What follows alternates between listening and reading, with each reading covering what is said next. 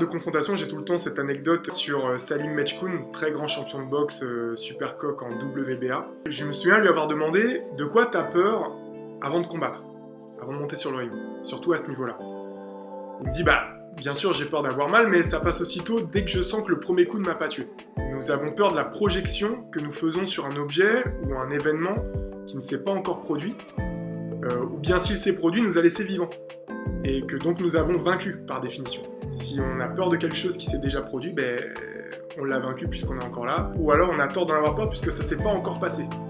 Donc il faut encore une fois lâcher prise et raison garder. Et à ce propos, j'aimerais bien vous montrer une des dernières vidéos de cette intervention sur Mike Tyson qui explique tout le processus mental, donc ça c'est bien après dans sa carrière, entre le moment où il sort de son vestiaire pour aller sur le ring. While I'm in the dressing room, 5 minutes before I come out, my gloves are laced up. I'm breaking my gloves down. I'm pushing the lever at the back of my glove. I'm breaking the middle of the gloves so my knuckle could pierce through the leather. I feel my knuckle piercing against the tight leather gloves on the Everlast boxing glove. When I come out, I have supreme confidence, but I'm scared to death. I'm totally afraid. I'm afraid of everything. I'm afraid of losing. I'm afraid of being humiliated, but I'm totally confident. The closer I get to the ring, the more confidence I get. The closer, more confidence I get. The closer, more confidence I get. All during my training, I've been afraid of this man. I thought this man might be capable of beating me. I've dreamed of him beating me, but I always stayed afraid of him. But the closer I get to the ring, I'm more confident. Once I'm in the ring, I'm a god. No one could beat me.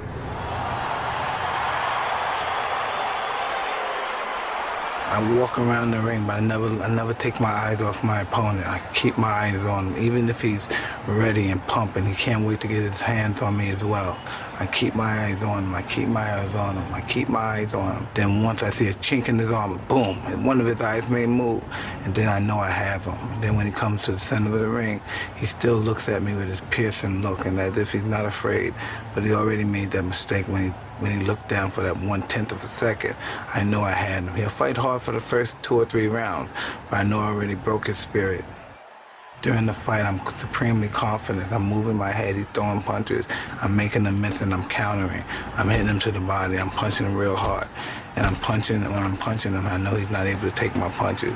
1, 2, 3 punches, I'm throwing him punches and bunches. He goes down, he's out. I'm victorious. Mike Tyson, greatest fighter ever lived.